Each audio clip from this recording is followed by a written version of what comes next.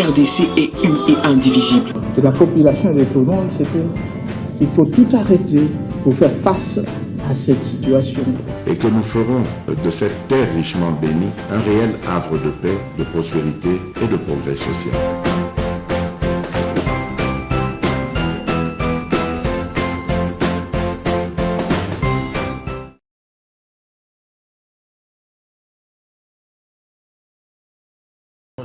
La 63e année de l'indépendance de la République démocratique du Congo. Vous êtes 2 milliers à travers le monde. Vous suivez ces programmes spéciaux Lipanda en République démocratique du Congo, un pays qui a des innombrables potentialités humaines comme matérielles, mais aussi minières. La République démocratique du Congo, depuis le 30 juin 1960, aujourd'hui nous sommes le 30 juin 2023, 63 ans après.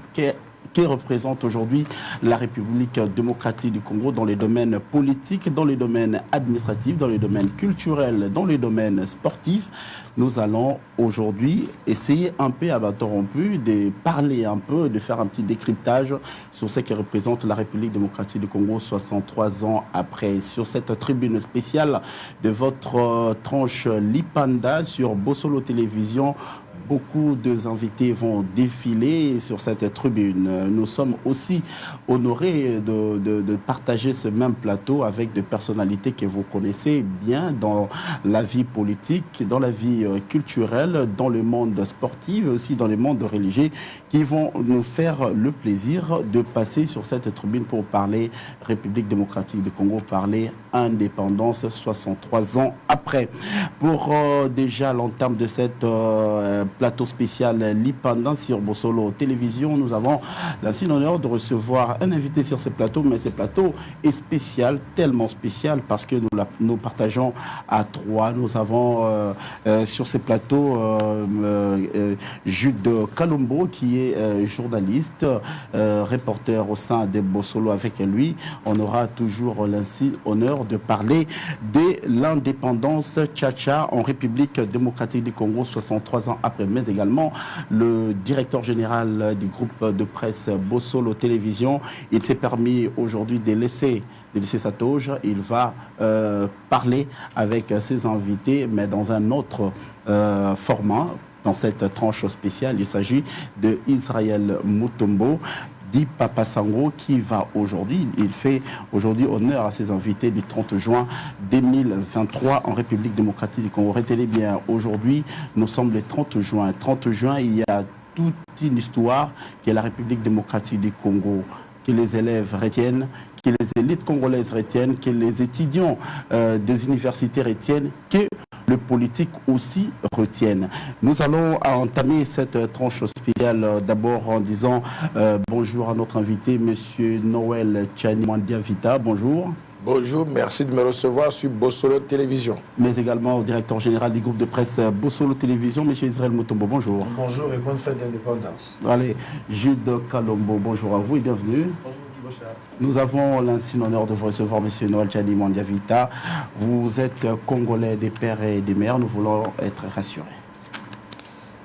D'abord, avant de commencer, je voudrais souhaiter bonne fête de l'indépendance à tous nos compatriotes. Mais surtout, je voudrais aussi rendre hommage à tous ceux qui s'étaient battus pour que le Congo devienne un pays indépendant. Je fais allusion à Patrice Emery Lumumba, Joseph Kasavubu et tous les martyrs de l'indépendance qui se sont sacrifiés, qui ont donné de leur sang pour que le Congo puisse avoir la souveraineté nationale et internationale aussi. Alors, vous me demandez si je suis congolais de père et de mère. Je voudrais non seulement confirmer que je suis congolais de père et de mère, mais j'y ajoute des grands-pères, arrière-grands-pères, arrière-arrière-grands-pères. Vous pouvez aller jusqu'à 10 générations du côté de mon père et du côté de ma mère. Je suis congolais 100%, fier de l'être aussi.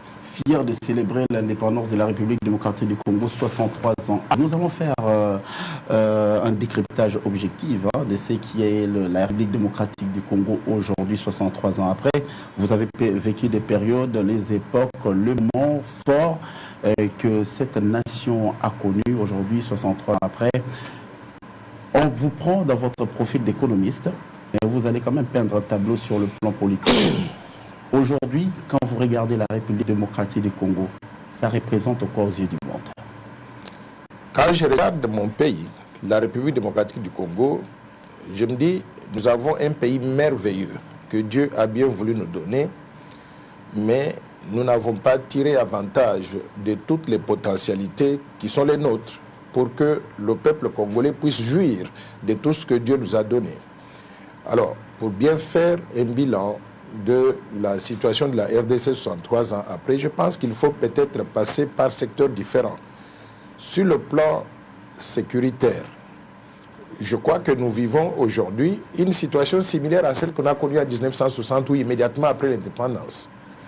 Nous accédons à l'indépendance, immédiatement il y a des poches de rébellion, des gens qui veulent se détacher donc de la mère patrie et qui ont créé la confusion qui a abouti à la mort de notre héros national Patrice Emery Lumumba. Donc l'insécurité de 1960, nous continuons à la vivre aujourd'hui et nous vivons aujourd'hui au fait les conséquences de la mort de Patrice Emery Lumumba qui était peut-être à l'époque l'un des rares leaders à avoir une vision nationaliste qui voulait mettre tout le monde ensemble pour que le Congo puisse se consacrer sur des efforts de développement qui allaient profiter donc à tout le monde. Donc sur le plan sécuritaire, la situation de 1960 n'est pas différente de celle que nous connaissons aujourd'hui. Aujourd'hui, avec des portions de terre que nous ne contrôlons plus. Bunagana ne se trouve pas sous le contrôle donc de l'armée, des forces armées de la République démocratique du Congo ou bien de l'État congolais. Bunagana aujourd'hui est occupé par des forces de 9500 entreprises industrielles, commerciales, de tout genre, de dimensions relativement acceptables. Aujourd'hui, beaucoup de ces entreprises, sans compter les multinationales, mais beaucoup de ces entreprises ont fermé des portes, au point où le Congo compte aujourd'hui environ 500 entreprises. Encore, ces entreprises-là ne sont pas dans une situation très enviable. Par conséquent, sur le plan économique, nous avons fait un déclin considérable. L'économie congolaise aujourd'hui se trouve totalement dans les mains des étrangers. Quand vous regardez donc toutes les grandes entreprises de la République, je dirais qu'il n'y a aucun secteur de la vie économique de la RDC qui se trouve aujourd'hui contrôlé par les nationaux. Ce qui est contraire, par exemple, à certains pays africains. Quand vous allez au Nigeria, vous trouverez qu'il y a une bourgeoisie nationale qui est propriétaire donc de grosses entreprises donc, du pays. Dans notre cas ici, nous n'avons pas ça. Par conséquent, toute l'économie se trouve dans les mains des étrangers. Pour vous en convaincre, je voudrais juste mentionner un secteur particulier, 2 ou 3 secteurs particuliers. Vous prenez le secteur des télécommunications. Toutes les entreprises que nous avons dans le secteur de télécommunications sont étrangères. Vous prenez le secteur bancaire, 15 banques commerciales, toutes appartenant aux étrangers. Aucun Congolais dans ce secteur-là. Vous prenez donc le secteur minier. La grande partie des entreprises dans le secteur minier appartiennent aux étrangers. Par conséquent, le Congo n'a pas fait de progrès comme on aurait souhaité en 60 ans pour arriver à avoir la même mise sur son économie. L'économie nous échappe et par conséquent, nous ne contrôlons pas réellement le destin donc, de la vie de nos concitoyens. Maintenant, sur le plan social. Sur le plan social, c'est une catastrophe. Aujourd'hui, le pouvoir d'achat du Congolais est l'un des plus bas du monde. Quand on regarde simplement le PIB par habitant, nous avons un PIB, bon, les statistiques ne sont pas très fiables, mais un PIB d'à peu près par habitant de 468 $, 58 $. Ce PIB est l'un des plus bas de la planète. Quand on classe les pays sur 226 pays du monde, nous sommes classés 224e. Ça veut dire que nous sommes les damnés de la terre. Par conséquent, nous n'avons pas fait beaucoup de progrès en 63 ans d'indépendance. Alors vous êtes le porteur d'un plan Marshall, je ne sais pas où est-ce que ça aboutit. Alors, M. Israël Mutombo, comment vous avez aperçu l'approche économique de Noël Tchani par rapport à la célébration de cette fête d'indépendance? Merci Bochard pour la parole. Monsieur Noël Tchani, bonjour encore une fois. Bonjour. Avant peut-être d'aborder la question par rapport à ce domaine économique, je reviens par rapport à la situation d'une manière générale que vous venez de brosser tout à l'heure. Alors, s'il faudra comprendre ou faire une conclusion par rapport à tout ce dont vous venez de dire tout à l'heure, on peut aujourd'hui conclure que, selon Noël Tchani, l'État congolais, depuis 1960 ou 63 ans après, n'existe plus. ou vous voulez parler de l'inefficacité de l'État, ou vous voulez parler de l'incapacité de gérer, où l'État est quasiment inexistant pour aujourd'hui. Donc un Congolais un matin peut se retrouver aujourd'hui pour conclure que l'État n'existe plus au Congo, où il y a un problème de l'inefficacité dû peut-être par rapport à de mauvaises gouvernances ou des leaders politiques mal intentionnés. Je dirais que l'État congolais existe parce que nous avons un territoire organisé sur lequel il y a ce qu'on appelle des gouvernants. Mais ces gouvernants ne délivrent pas au peuple congolais ce que le peuple attend. Par conséquent, il y a une inefficacité totale qui pourrait même s'apparenter à l'inexistence donc de l'État. Par exemple, je donne l'exemple du secteur sécurité. Il est tout à fait inadmissible de constater ce qui se passe aujourd'hui donc dans notre pays, où on a juste des individus qui se réveillent quelque part, ils prennent des machettes, ils commencent à couper les têtes des gens, et ça dure depuis plusieurs mois. Où est l'État? L'État devait être à mesure d'étouffer ce genre de tensions au sein de notre société en très peu de temps, utilisant les institutions existantes, notamment la police, les services de sécurité, mais aussi donc l'armée. S'il faut déployer l'armée même à l'intérieur du pays pour aller étouffer les insurgés de ce genre-là, il faut le faire. Mais je constate que nous n'avons pas cette capacité-là. Deuxième exemple, il est tout à fait inadmissible qu'un pays de la taille de la République démocratique du Congo, 2 342 000 km², à peu près 122 millions d'habitants, je vous dirai comment j'arrive à ce chiffre de 122 millions d'habitants, à peu près 122 millions d'habitants, que ce pays-là soit incapable de pouvoir rétablir de l'ordre, de reconquérir des territoires qui sont sous contrôle de soi-disant réels, contrôlés par un petit pays voisin qui n'a pas tellement de ressources par rapport donc à nous. Donc, quand vous voyez tout cela, on arrive à conclure que l'État n'existe que de nom. Maintenant, sur le plan politique, quand on regarde le plan politique, il y a lieu de se poser la question, mais est-ce que ce pays est gouverné ou il n'est pas gouverné? En faisant la sommation de tout cela, j'ai compris que l'État existe, mais il n'existe que de nom. Il n'est pas efficace pour délivrer... À qui revient la responsabilité? La responsabilité, par exemple. Vous savez, dans mon plan Marshall, je vais poser cette question-là dans un des chapitres, en disant à qui la faute, parce que le pays a échoué. Et la réponse que je donne est que la faute nous revient à nous tous Congolais. Nous avons été complaisants là où il ne fallait pas être complaisants. Nous continuons à être complaisants là où il ne faut pas être complaisants. Et nous n'avons pas réussi à mettre en place des institutions qui pouvaient garantir la pérennité du fonctionnement donc, de notre pays. Par conséquent, au lieu de blâmer simplement le voisin, moi je me regarde dans le miroir et je me dis, est-ce que j'ai dû faire pendant cette période de temps ce que je devais faire pour que mon pays puisse avoir la paix, la stabilité et le développement économique et social dont il faut. Par conséquent, assumons la responsabilité de l'échec de ce que nous avons connu aujourd'hui. Ça, c'est le premier volet. Mais il y a aussi le volet des étrangers qui font affaire avec le Congo, les partenaires au développement, les pays étrangers qui ne veulent pas donner donc à la RDC l'indépendance totale ou la liberté d'action pour qu'on puisse prendre des actions qui permettent à notre pays de se développer. Donc, l'étranger empiète sur nos libertés et nous, Congolais, nous sommes complaisants. Par conséquent, je blâme et les Congolais et les étrangers qui sont responsables donc, de la situation que nous connaissons aujourd'hui. Alors, M. Noïchani Mandiavita, nous parlons de la dépréciation également de la monnaie nationale. Vous êtes quelqu'un qui maîtrise les monétaires. Comment vous avez vu l'évolution de notre monnaie nationale par rapport à la stabilité économique congolaise? Aujourd'hui, ça dégringole, ça dérange, et on ne sait pas, on est sur quelle orbite? La monnaie est le signe le plus visible d'un certain nombre de choses dans notre pays. Le signe le plus visible de l'échec des politiques économiques et sociales dans notre pays, étant donné que la monnaie congolaise ne conserve pas de valeur. La monnaie Zaïre a réussi la monnaie Zaïre, au moment où on devait donc remplacer le Zaïre par le franc congolais, elle était totalement discréditée. On connaissait des taux d'inflation qui allaient dans les 10 000%. Par conséquent, cette partie-là, avant l'introduction du franc congolais, je peux dire qu'on avait déjà échoué avec la gestion économique, la gestion sociale, la gestion monétaire. Maintenant, nous avons voulu faire une réforme monétaire en 1997 à l'arrivée de M. Laurent Désiré Kabila. Et je suis l'une des personnes qui l'avait appelé et à qui il avait demandé de mettre en place une équipe pour gérer, donc, pour concevoir une nouvelle monnaie. On a conçu le franc congolais. Nous l'avons lancé le 30 juin 1998. au taux de 1 dollar égal à 1,3 francs congolais. Aujourd'hui, je suis triste de vous dire que le taux d'échange, je viens de voir tout à l'heure là dehors, est de 2400-450. Quand vous prenez 2400 ou 450 divisé par le taux d'échange qu'on avait au lancement de la monnaie le 30 juin 1998, vous trouvez un taux de dépréciation monétaire de près de 180 000%. Aucune monnaie du monde ne conserve de la valeur avec de tels taux de dépréciation monétaire. En réalité, notre monnaie, il faut avoir le courage de le dire, c'est une monnaie de singe, c'est-à-dire qui ne conserve pas le pouvoir d'achat. On nous trompe en nous disant que nous avons une monnaie et on paye des gens avec cette monnaie de singe qui ne leur donne aucun pouvoir d'achat.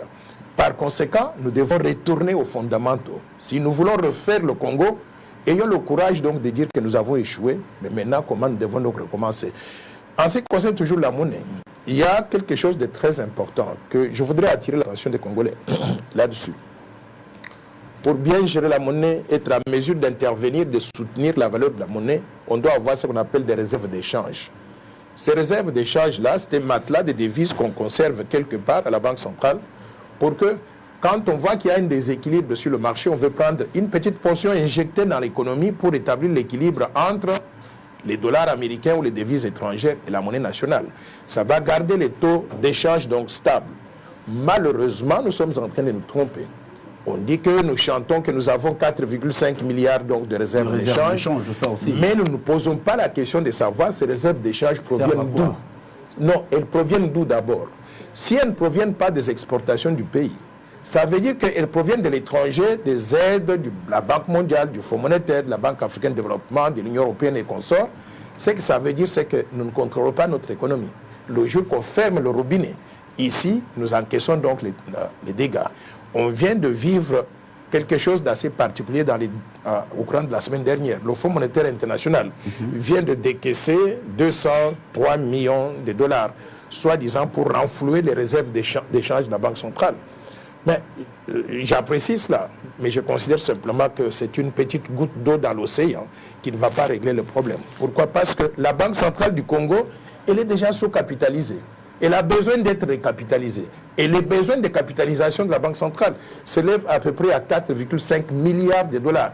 Comment voulez-vous avoir une institution qui est sous-capitalisée, qui a besoin de 4,5 milliards de dollars pour arriver à ramener ses fonds propres à un niveau acceptable et vous y injectez 200 millions de dollars? Pourquoi faire? On injecte 200 millions de dollars pour soi-disant renflouer les réserves d'échange, mais ça ne va pas régler les problèmes fondamentaux de notre économie. Je te relance, Gilles. Merci, M. Bouchard. M. Noël Tchani, sur base de tout ce que vous venez de dire ici, par rapport à la crise, par rapport à la dépréciation de la monnaie que nous vivons actuellement, quel est le meilleur modèle économique que les pays devaient appliquer pour nous faire sortir de cette impasse? Je vais vous poser une très bonne question. Je veux dire que chacun de nous est bon à quelque chose dans notre pays.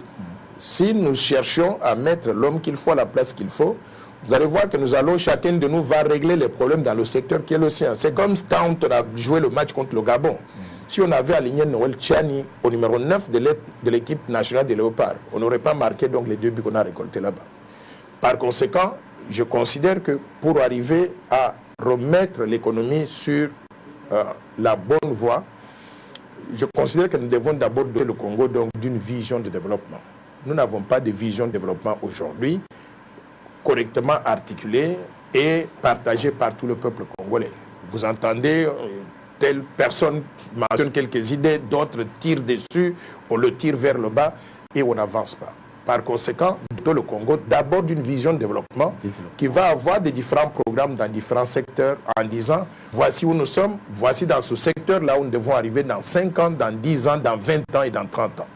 Après avoir eu cette vision de développement-là, définissons maintenant les acteurs au niveau des institutions. Qui fait quoi et comment animer ces institutions-là avec des hommes, chacun spécialiste dans ce domaine. Quand nous continuons toujours à faire soit du tribalisme, soit du fanatisme, soit du militantisme politique pour placer des gens, je pense que nous n'allons jamais nous en sortir. Il faut revenir aux fondamentaux, mettre l'homme qu'il faut à la place qu'il faut pour que ce pays puisse commencer à tourner. Nous sommes dans un plateau spécial Lipanda, 63e anniversaire de la République démocratique du Congo. Vous comprenez que M. Noël Tchani Modiavita est trop axé sur le volet économique parce que c'est sa matière de prédilection. Alors, Gilles Kalombo, on parle de la dédollarisation de la monnaie, de l'économie nationale. Peut-être notre confrère a un mot à dire là-dessus. Bon, avant qu'on y arrive là-dessus, moi je voulais revenir sur ce que M. Noël Tchani a dit tout à l'heure. L'économie congolaise ou la monnaie congolaise n'a connu aucun progrès jusqu'aujourd'hui.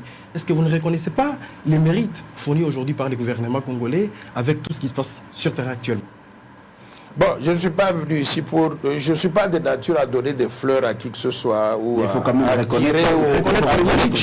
J'arrive. Je ne suis pas de nature à donner des fleurs ou à tirer sur quelqu'un pour le plaisir de le faire. Je constate que la monnaie congolaise a perdu des pédales. Elle a perdu des pédales depuis très longtemps et ça continue à perdre des pédales pendant son régime ici. Donc ce n'est pas une question d'individu, c'est une question de système qui est mis en place. Je donne un exemple.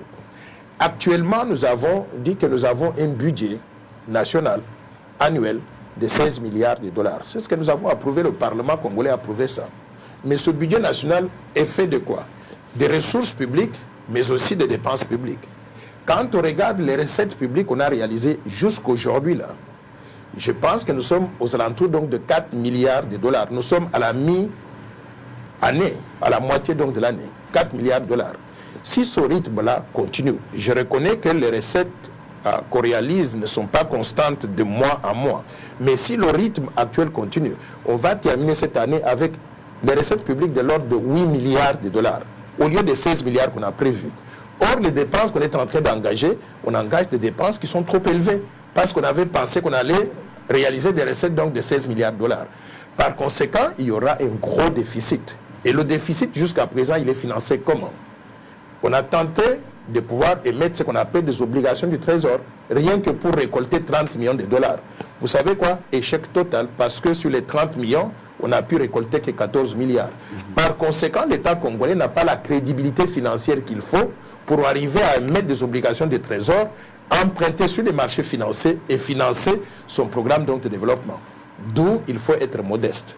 Au lieu donc de nous donner un budget qui est éléphantesque, qui est basé sur des estimations ou des prévisions qui ne sont pas réalistes, il faut revenir aux fondamentaux. Réduire ce budget-là, réduire le niveau des dépenses. Pourquoi? Parce que quand on ne peut pas avoir un budget réaliste, on dépense trop d'argent, ces dépenses qui sont excédentaires, là, il faut les financer avec de l'argent qui provient de quelque part.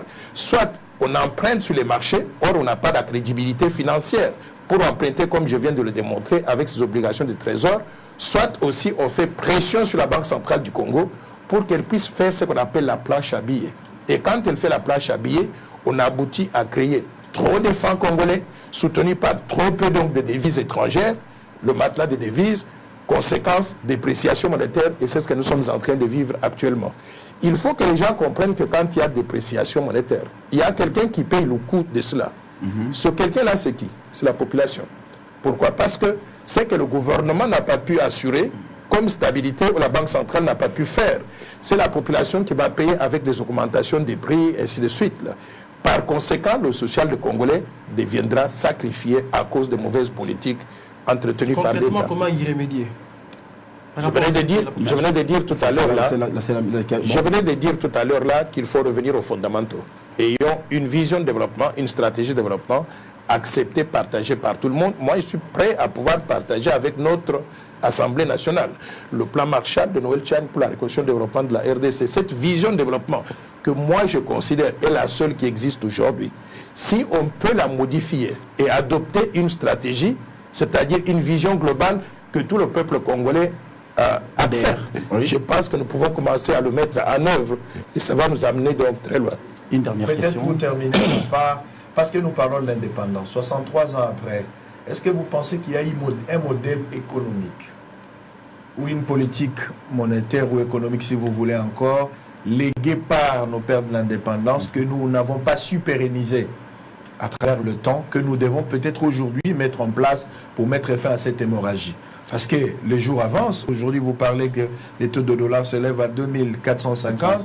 Demain, on parlera des 160. Mais la situation, elle est vraie. c'est un problème que nous devons affronter, que nous devons résoudre avec beaucoup de conscience et toute énergie possible. Qu'est-ce que nous devons faire? Il faut recourir, en faisant bien sûr le parallélisme par rapport à l'ancienne politique appliquée par les pères de l'indépendance, où il faudra une nouvelle politique tenant compte des nouvelles bases aujourd'hui, parce qu'il faudra contextualiser aussi. Excellente question. Au fait, je suis professeur à certaines universités ici, et l'un des cours que je donne, c'est l'économie de développement. Nous avons réalisé avec mes étudiants la semaine dernière les différents modèles de développement qui ont été mis en œuvre depuis 1960. La période donc de 60 jusqu'à 65, quand Mobutu prend le pouvoir, cette période-là était tellement confuse que tout ce que je sais, c'est que Kasavubu était un bon gestionnaire. Kasavubu ne dépensait pas de l'argent n'importe comment. Quand il voyage et qu'il revient avec les frais d'émission qu'il n'a pas pu utiliser, il remettait ça au trésor public. Il y avait le semblant de ce que j'appelle donc la bonne gouvernance pendant cette période. La période de Mobutu arrive, qui était marquée par deux périodes essentiellement. Un Mobutu d'abord qui apprenait, et puis un Mobutu qui était devenu dictateur. Et par conséquent, il a tenté quelques modèles de développement, tels que la zaïrianisation. Il a voulu reprendre le contrôle de l'économie qui s'est trouvée dans les mains des étrangers pour la mettre dans les mains des Congolais. L'idée était bonne, la mise en œuvre était tellement mauvaise. Pourquoi? Parce qu'on n'a pas pensé qu'il fallait mettre l'homme qu'il fallait à la place qu'il fallait. Ils ont pris beaucoup d'entreprises, même des entreprises commerciales, qui n'avaient pour mission que d'importer des véhicules, par exemple, ou des marchandises qui viennent de l'étranger. On nationalise le stock de marchandises ici, mais on n'a pas pensé qu'il faut renouveler ce stock de marchandises continuellement. Par conséquent, ces entreprises, quand elles vendaient ce qu'il y avait dans le stock qu'on a trouvé, elles tombaient immédiatement donc en faillite par la suite. Donc, on n'a pas pu avoir une vision claire de comment le secteur économique fonctionne. On y a fait du n'importe quoi. Donc, la zaïrianisation, ça a été une catastrophe. Et ça a donné d'ailleurs un très mauvais message sur le plan international, que la confiscation des intérêts étrangers, des investissements étrangers au Congo n'était pas de nature à sécuriser qui que ce soit en tant qu'investisseur. Par conséquent, ça a fait fuir les investisseurs de l'économie congolaise qui sont partis à l'étranger plutôt que de rester ici. Maintenant, on a connu la période donc des deux Kabila, Kabila père et Kabila fils. Je peux dire qu'au début, Kabila père, il a eu à comprendre qu'il fallait peut-être que le Congo s'appuie sur lui-même plutôt que de s'appuyer tout le temps sur la communauté internationale. Il a tenté de faire fonctionner l'économie en utilisant les ressources limitées que nous avons, au lieu de pouvoir aller nous endetter à l'extérieur. Malheureusement, ce modèle-là, beaucoup de personnes ne l'ont pas apprécié. C'est ce qui a abouti donc à son assassination sur instigation donc des gens de l'extérieur. Mais maintenant, le Kabila fils, qui nous a amené donc la révolution de la modernité, des beaux slogans, mais sur le champ, ces idées-là n'ont pas été mises en œuvre comme on souhaite. Aujourd'hui, nous parlons donc du programme de développement de 145 territoires. Je suis désolé de dire que le programme de développement de 145 territoires, c'est une supercherie. Ça ne va nous amener nulle part. Pourquoi? Parce que quand vous regardez dans chacun des territoires, vous voyez les besoins qu'il y a dans ces territoires-là. Et vous voyez, on commence par allouer 10 millions de dollars à un territoire. Et on dit, vous allez faire les hôpitaux, vous allez faire les écoles, et vous allez faire donc quelques bâtiments administratifs. Le développement, ce n'est pas ça. Le développement, ce n'est pas la construction de quelques bâtiments. Le développement, c'est toute une stratégie qui implique quelles sont les ressources que nous avons, ça coûte combien, ça va être utilisé comment et pendant combien de temps. Et quels sont surtout les hommes et les femmes qui peuvent mettre en œuvre cette stratégie-là. Par conséquent, je peux dire que pendant les 63 ans depuis l'indépendance jusqu'à aujourd'hui, j'ai peur qu'on n'ait pas commencé sérieusement à développer le Congo comme on le souhaite. J'invite les gens à être modestes. Mettons-nous autour de la table, discutons ce plan Marshall que je vous propose. Et que d'autres personnes qui ont d'autres visions de développement les amènent autour de la table. Pour qu'on adopte finalement une stratégie de développement qui sera partagée par tout le monde. Et de cette façon-là, nous allons commencer à nous mettre au travail. Noël Tchani Mwandavita, l'invité de spécial Lipanda sur Bossolo Télévision. Nous célébrons le 63e anniversaire de la République démocratique du Congo depuis son accession à la souveraineté internationale et nationale. Sur ces plateaux, nous gardons le même format. Après cette transition, Lambert Mende Omalanga viendra parler avec nous, ce qui représente aujourd'hui la politique congolaise 63 ans après. Monsieur Noël Tchani, merci d'avoir répondu à notre invitation. Merci. Vous m'avez posé une question et pas répondu à la question, c'était sur la dollarisation. De votre dernier mot, peut-être vous allez... Voilà, sur la dollarisation... En quelques minutes. En quelques minutes, bien sûr. Je vais dire que sur la dollarisation, on ne peut pas mettre fin à la circulation du dollar, que nous n'avons pas valorisé le franc congolais. Et pour valoriser le franc congolais, on a besoin d'une économie qui tourne. On a besoin d'une banque centrale qui fonctionne. Et on a besoin donc d'un financier qui est introverti plutôt qu'extraverti comme ce que nous avons. Donc tout est à faire dans ce domaine-là pour qu'on arrive à doter le Congo d'une monnaie nationale crédible et d'une économie qui fonctionne. Merci d'avoir répondu à notre question. C'est à moi de vous remercier. Tout juste après cette transition, nous prenons M. Lambert Mende au Malanga. Merci. Je crois que sur le plan sécuritaire, il n'y a pas assez de changements. Il y a changement des acteurs, mais c'est comme si ce sont les mêmes faits. On dirait que c'est le même système. Et sur le plan social, je crois que la vie devient de plus en plus difficile. Et que surtout avec l'insécurité dans les campagnes, tous les gens qui produisaient dans les territoires sont en train de descendre en ville. Et donc toutes les villes sont maintenant surchargées avec moins de moyens parce que tous les produits venaient de l'intérieur. Avec aussi la détérioration des voies de communication, de routes, etc., il n'y a pas moyen de faire mouvement. Donc c'est vraiment une situation sociale plus ou moins difficile, avec beaucoup de déplacés par rapport à... Parce que je ne crois pas qu'en 60, il y avait des déplacés, même dans un coin du pays. Donc aujourd'hui, on cohabite en ville, avec beaucoup de peuples qui viennent de partout, mais sans moyen de survie. Ce qui fait qu'il n'y a pas de travail en ville, et c'est l'oisiveté totale, et que donc c'est la pauvreté. Nous estimons que peut-être le régime va changer les choses pour que l'on puisse d'abord, rétablir la sécurité, pour que les gens d'abord trouvent le moyen de circuler librement et surtout d'évacuation, mais aussi favoriser l'entrepreneuriat privé. D'abord, tous souffrir, population souffrir.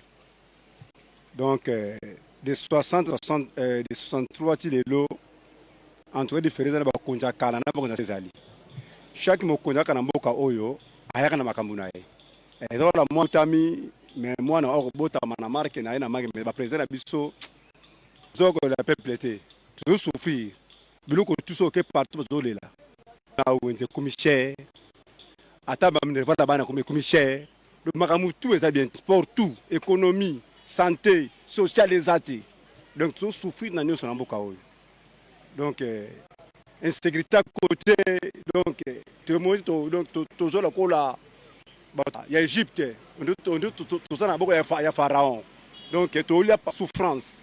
Le mouton ne s'engage ne part na bango. Tu biso pere ba elo que ça été. C'est rebelle so bon en to bota makina lelo nanute. Mais toi qui n'attend wana moke mana mozalaki. Mais lelo te. Lelo mutu po ali asoka habité donc ils a passé. Le maman va comment na balabala pour nous consommer mibali. Ok na kala biso maman ndeti maman bote ngai azovo na ndako. Aoze la serre papa pour to lia bien na ndako. Mais lelo. Bon malé au changer gaga. Avec les temps au changer gaga ok malé mais faut avoir la maîtrise. Ne va avoir la patience à longueur de temps et aussi côté sécurité sociale. On a le but, sécurité sociale, nous sera des mots malais. Sécurité, on dirait que ça va être fort pour passer ça. 63 ans après l'indépendance, là c'est moi, donc ça n'engage que moi. Donc jusque-là, rien vraiment ne marche. Donc sur tous les plans, rien ne marche. Même sur les plans santé, donc, sur tous les plans, donc, en vrai dire, sur tous les plans, rien ne marche. Bon, en principe, on devrait pouvoir l'indépendance vers ces années-là. Donc, on devrait attendre. Donc, nous étions pressés. Donc, on devrait travailler en collaboration avec les Blancs, comme on le fait en Afrique du Sud. Donc en Afrique, les Blancs sont là jusqu'aujourd'hui. Ils travaillent en collaboration avec les Sud-Africains. Donc, chose nous devons faire. On devrait garder encore les Blancs, travailler ensemble avec les Blancs. Avec ce système-là, le Congo pourrait développer. Mais dans un premier temps, rien ne marche en RD Congo. 63 ans après, donc bilan zéro. On doit revoir beaucoup de choses en RD Congo. On doit revoir beaucoup de choses. Donc, ils ont vraiment un grand travail à faire. Ils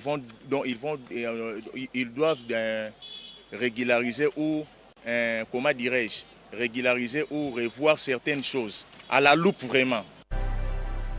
Congolaises, Congolais, chers compatriotes, l'université d'où qu'elles viennent. En effet, dès le lendemain de son accession à la souveraineté nationale et internationale, notre peuple a dû surmonter plusieurs décennies de violences entretenues et voulues, démontrant ainsi sa capacité collective à demeurer résilient en tant que nation. Ceci pour dire que l'indépendance est irrévocablement une valeur fondamentale de notre nation. Elle nous garantit la capacité à façonner notre propre destinée. Elle est une quête incessante de liberté, de dignité, de justice et de souveraineté. Elle constitue le socle de notre identité nationale, notre cohésion sociale, car elle nous permet de mettre en valeur notre culture, notre histoire et nos aspirations profondes.